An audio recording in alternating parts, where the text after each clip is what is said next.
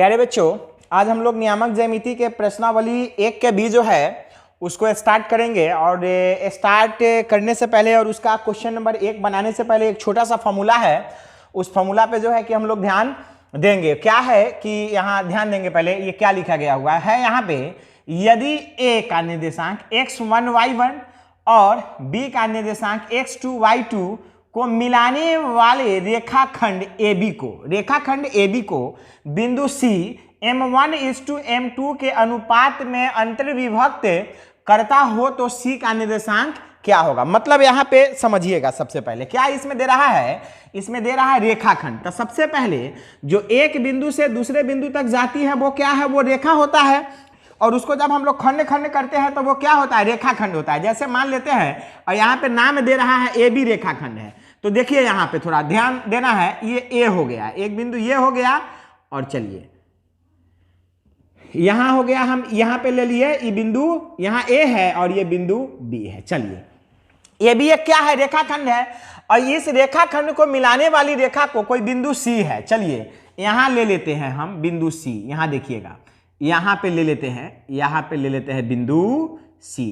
अब याद रखने की चीज है यहाँ पे, यह हम जो बिंदु C जो लिए हैं ये बीच में नहीं है, क्योंकि ये मध्य बिंदु जब होता था इसका फॉर्मूला अलग हो जाता, वो x1 + x2/2 और y1 + y2/2 हो जाता है ना। लेकिन ये कहीं भी हो सकता है, AB जो रेखाखंड है इस बीच में, इसी मतलब कहीं भी हो सकता है। और उसको बांटा गया हुआ है किस फॉर्म में, m1:m2 फॉर्म में बांटा गया है। तो यहाँ पे जो है ये ले लिए m1, यहाँ देखिए, यहाँ पे हो गया m2। जैसे मान लीजिए 2:3, 4:5 इस टाइप में रहता था, हम वहां पे क्या लिए हुए हैं, यहाँ पे m1:m2 लिए हुए हैं। तो अब फिर से देखिए, a का निर्देशांक x1 y1 दिए हुआ है, तो इसका निर्देशांक हो गया x1, y1। अच्छा, b का निर्देशांक लिए हुआ है x2 और y2। देखिएगा अब को मिलाने वाली रेखाखंड AB को, देखिए AB को, तो AB ये को रेखाखंड है, को बिंदु C, तो देखिए बिंदु यहाँ C है, m1:m2 के अनुपात में, तो m1 यहाँ हो गया, m2 यहाँ हो गया, के अनुपात में अंतर्विभक्त, यानी कि अंत विभाजित करता है, माने भीतर में विभाजित करता है, इधरे विभाजित करता है, भीतर में, है ना, करता हो तो C के निर्देशांक क्या होगा। तो हमको इसका निर्देशांक ज्ञात जो है कि करना है, तो इसके लिए क्या फॉर्मूला होता है, एकदम ध्यान दीजिएगा, इसमें कुछ नहीं है, रट्टा मारने की बिल्कुल जो है कि जरूरी नहीं है। तो यहां हम क्या लिखेंगे, सो देखिए, C के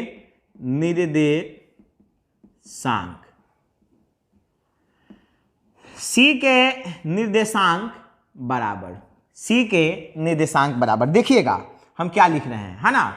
तो सबसे पहले x का मान लिखाता है, तो हम क्या करेंगे, m1 लेंगे। देखिएगा m1, तो 1 के बाद 2 होता है, याद रखने के लिए ऐसा बता रहे हैं, 1 के बाद 2 होता है ना, तो m1 हो गया, तो हमको 2 लेना है। और ये ध्यान में रहे कि पहले एक हम x वाला जो है कि लिख रहे हैं, मतलब यह कि भुज लिख रहे हैं, कोटि नहीं लिख रहे हैं। तो x1 हुआ, तो 1 के बाद 2 होता है ना, तो x वाला ले लेंगे, यहाँ पे 2 ले लेंगे, m1 तो x2, अब प्लस, देखिएगा अब m1 तो ले लिए, अब हम लेंगे m2, तो 1 और 2 के खेल में 2 ले लिए, तो 1 बचा ना, तो यहाँ पे हो जाएगा x1।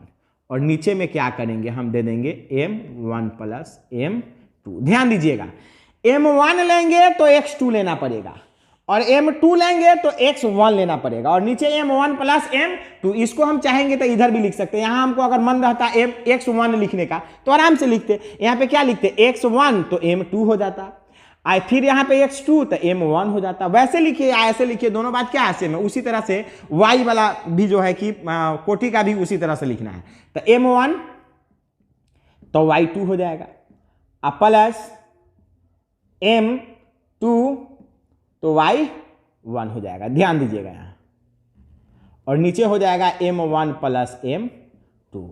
ध्यान दीजिएगा क्या हो जाएगा, C के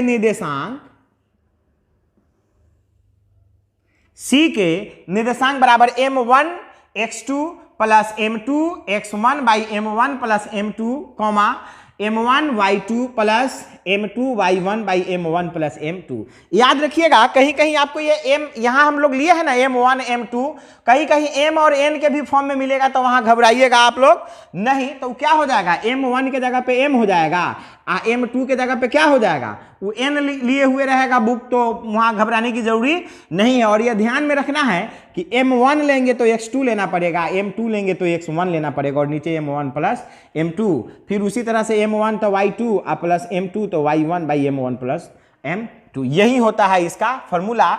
जब किसी रेखाखंड को कोई बिंदु C अनुपात में बंटवारा कैले रहेगा तो बिंदु C का निर्देशांक, मतलब ये हो गया, ये फॉर्मूला जो है बिंदु C का निर्देशांक हुआ। चलिए एगो एग्जांपल हम लोग देख लेते हैं। चलिए एग्जांपल हम लोग ये रहा एग्जाम्पल, और ये एग्जाम्पल आप ही के प्रश्नावली 1 के 20 से क्वेश्चन नंबर 1 है, जिसका पार्ट आपको अलग भी मिलेगा, लेकिन एग्जाम्पल के तौर पे उसी क्वेश्चन को ले लिए हैं, क्वेश्चन नंबर 1 को ले लिए हैं। क्या कर रहा है, उस बिंदु के निर्देशांक ज्ञात कीजिए जो बिंदु 4-3 और 8-5 को मिलाने वाले रेखाखंड को 3:1 के अनुपात में अंतर विभाजित करता है। तो चलिए थोड़ा इसका देखते हैं हम लोग। यहाँ ले लेते हैं हल, ले लिए हल। माना कि ये भी एक रेखाखंड है, यहाँ लिखेंगे, क्या लिखेंगे, माना कि AB एक रेखा खंड है। माना कि AB एक रेखा खंड है जहां A के निर्देशांक बराबर, चलिए A के निर्देशांक तो इस क्वेश्चन में से ले लीजिए किसको, इसको पहले, तो 4 और -3, अच्छा, तथा B के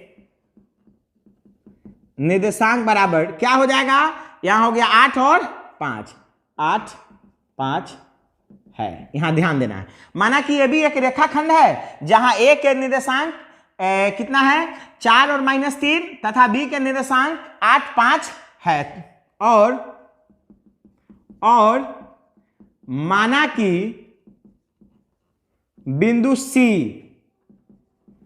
AB को 3:1 के अनुपात में बांटता है, या विभाजित करता है, या अंतर विभाजित करता है, कुछ भी आप लिखिए, ठीक है। अनुपात में विभाजित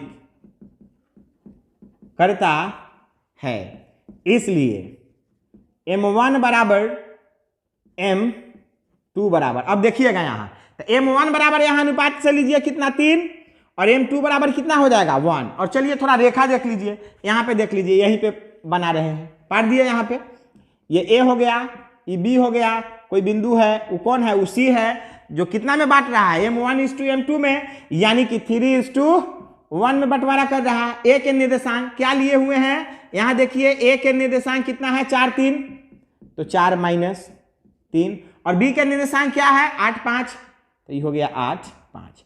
अब हमको क्या करना है, C का ही ना निर्देशांक ज्ञात करना है। तो देखिए, तो अब यहाँ हो गया, इसलिए m1 बराबर इतना, m2 बराबर इतना, तब बिंदु C के निर्देशांक बराबर, फॉर्मूला भी बताए हैं, m1 तो x2 प्लस m2 तो x1 बटा m1 प्लस m2 होगा। अच्छा, यहाँ पे क्या हो जाएगा, m1 तो y2 प्लस m2 तो y1 बटा m1 प्लस m2। अभी हम लोग फॉर्मूला लिखे हैं ऊपर में। अब इसको क्या करिए, इसमें बैठा देना है, दूसरा कुछ नहीं है। चलिए देखिए, बिंदु C के निर्देशांक ज्ञात कर रहे हैं। m1 क्या है, 3 है, तो 3 गुने x2 क्या है, तो x1 यहाँ है, x2 यहाँ है, तो 8 प्लस m2 क्या है, 1 है, गुने x1 क्या है, यहाँ पे 4 है, और नीचे m1 प्लस m2, तो m1 है 3 प्लस 1 हो गया। उसी तरह यहाँ बैठाइए, m1 क्या है, 3, गुने y2 क्या है, 5, प्लस m2 क्या है, तो m2 है 1, गुने y1 क्या है, तो -3, तो -3, और बटा m1 प्लस m2, तो m1 के जगह पे 3 है, m2 के जगह पे 1 है। देखिए ध्यान से, यहाँ पे 8 3 24 प्लस 4, और बट्टा हो गया यहाँ पे 3 1 4, और ये वाले भाई साहब हो गए 5 तिहाई, या 3 5 15, और प्लस गुने माइनस -3, और बटे 4, ये हो गया 28 बट्टा 4, और ये हो गया 15 में से 3 गया 12 बट्टा 4। आप यहां भी छोड़ सकते हैं, आगे भी बढ़ सकते हैं।